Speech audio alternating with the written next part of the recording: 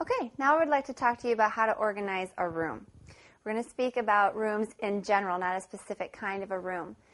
Now, it always is the best when it's a new house and there's nothing in there. You can easily go through there, pick out what you need each room to be. Which room is going to be a living room, which room is going to be a dining room, whose bedroom is going to be whose, things like that. But for most of us who are starting organization already in a home, we don't always have that advantage. So what we need to do is go to each room, decide on the purpose.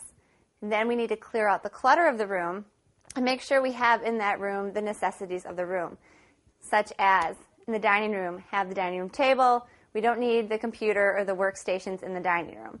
Or in the living room, make sure that we have living room stuff and we don't need a lot of extra things in there.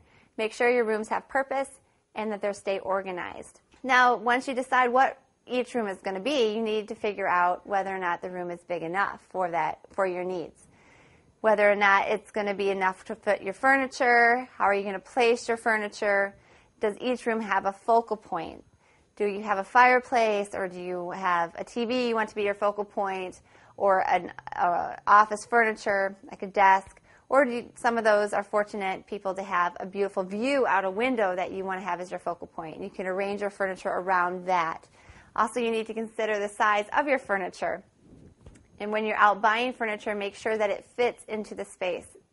Also remember, as when you're thinking of colors and or paint for the wall, make sure that if the rooms go into each other and not just one separate room, that the colors flow through those rooms. You kind of have to coordinate your colors to match each other's rooms.